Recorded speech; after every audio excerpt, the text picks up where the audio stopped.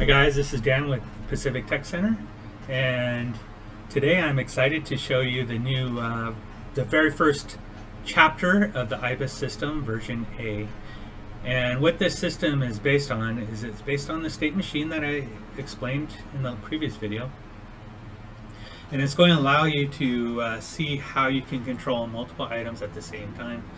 There actually won't be any true limits on the number of devices that we're going to control. It's going to be really based on what kind of hardware we have in the end, and you know, how much involved we want to get into this project. So right now, Chapter 1 is strictly based on LED lights and creating the patterns for those. We will go much deeper into other projects involving motors and input devices. Everything else will come as time permits. I will do everything I can to see if I can create this content for you guys as often as I can. So the first thing before I get into the details is I want to demonstrate. Over here I have an LED light, and I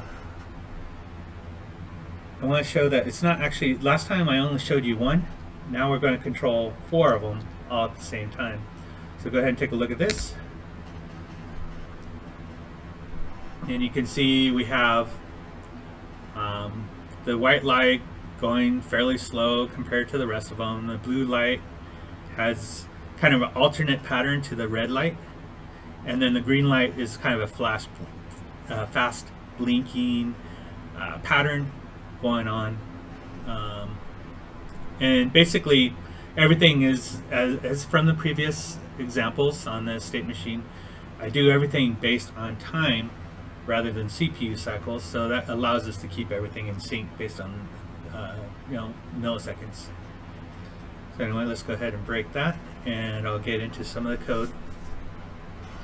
So I'll switch over here to this computer and this Raspberry Pi. And I'll go ahead and go through the different configurations. First off, we have the different LED lights. We have blue, we have white, we have green, we have red. We have the ID of each one, what type of device, which is LED, and which pin. And this is the wired pin. This is the translated GPIO number. So if you look at the manual in the GitHub directory under Chapter 1, I do explain which pin is which GPIO and which one is the pin on the board. I might change it to use the actual pin on the board or the GPIO, but for now I'm just going to use the translated value because it's easy to go 0, 1, 2, 3. We have the initialization state, which right now I'm stating that we're going to have the LED turned off at any time when it first initializes. I'm also going to make sure that this is only output because, well, we're not taking any input from the LED lights. And then here I'm talking about the states. Basically the state machine is the module that controls the behavior of the lights. And here you see I have blink 1, no LED. Initially it was going to be blink, but I decided to change the pattern. Then we have the fast blink, and then AB2, which is alternative blink 2. I just wanted to, the patterns you see here, really, I just wanted to be able to show on camera that each LED is controlled separately and with different patterns. So here we see like the AB2, the alternative blink 2, is going to do everything in milliseconds, quarter of a second, off on, and then 1 second or 1,000 milliseconds here, off on, and you can see off on alternative. And over here you see the state ID and then the next one. So each one goes in sequence, as you see here. Obviously when you program it, it could be in any order, but it's always easier just to put it in the order that you want it to operate. No LED initially was going to be pin state 0 all the way, but decided that I wanted to actually have two states in here and alternate 1 second at a time, so you have the slow blink pattern, so you can really see the difference on this versus the other ones. And then here's a fast blink where every 100 milliseconds I'm blinking. There's of course other ones in there, and they're all in the GitHub example directory, and you can download all of them freely. As I state in the license file, that this is freely usable by anyone. I do follow a standard license. I believe it's the BSD, but you can see the specifics in the directory. So anyway, let's go into the structure. So you can see in the structure here that we have the etc directory, right? So you have root, etc, IBIS, because this is the IBIS system. And IBIS, the name of this system was actually named after a mythological god, the bird ibis, Greek mythology here. It's no real purpose. There is actually, it does stand for something. It's interactive business information system. It's based on a system that I developed in the 90s, and well, actually in the late 80s, early 90s, and I didn't take any code from it, but I was the original author, and it's basically, I've always owned the rights to it, so now I'm making it available to everyone and doing everything from scratch, so there won't be any question. And that system was based on voice only. This is going to be based on everything, so it's going to allow you to do LED lights, it's going to allow you to control motors, fly devices, everything is going to be in this system at the end, assuming that I have enough time to do all this. Anyway, as you see, etc ibis conf d is where you put the behavior state machines in, and then etc ibis conf is where you put the system definition in. So there's the system definition I've already gone over, and here's the state machines. Okay, so just so we can show it again, we'll go in here, we'll go ahead and run the program, and I have debug information currently being displayed, and you can see an example over here where you can see the light, the color of the light, what program it is that it's running, and what state it's in, and how long it's going to delay, whether it's going to be off or on. All that stuff's in here, and the way it's displayed here, I can actually just say I only want to see what pattern is the white LED, or let's say the green LED. Okay, so now I only see green. So this really helps you kind of debug the pattern that you decided to do. You see everything going on, because really I'm only grepping out just the color that I want. Want to look at red? I'll look at red.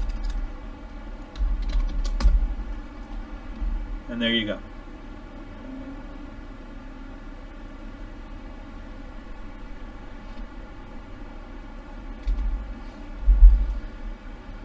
So I'm sure you want to go over the code a little bit, and we can do that here.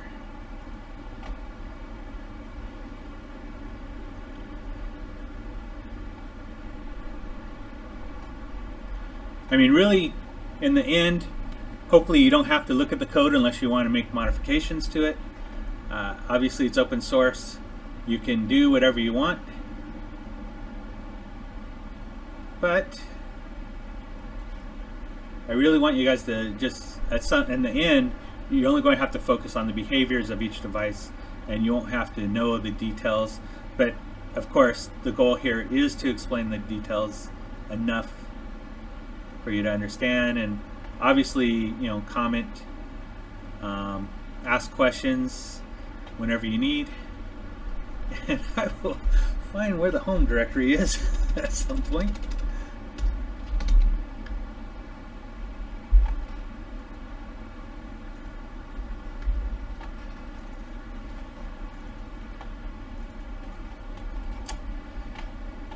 And really it's the same as before.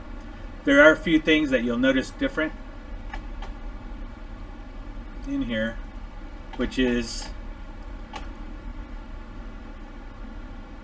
this is the exact same. I'm pretty sure this is the same as it was in our state machine. Really it's just doing initialization, wired pi setup, making sure we're capturing the control C.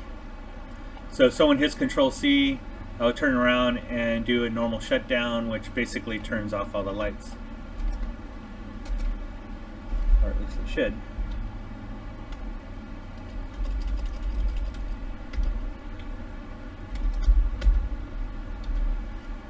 Normally it would. I'm not sure what was going on that one time. But now all the LEDs are off and uninitialized because of this right here. Now let's get into the other code. So the first thing that we want to go over is kind of explaining how we do the LED lights. So you saw the state machine before. We have the actual states, which right now I only have one, which is turn off or turn on the pin based on whatever's in the XML file. So everything should be the same as the state channel, except for instead of having different states hard-coded, we only have really initialization and then set the pin. All this other stuff is left over from when we did the example for the state machine. I'll clean that up later.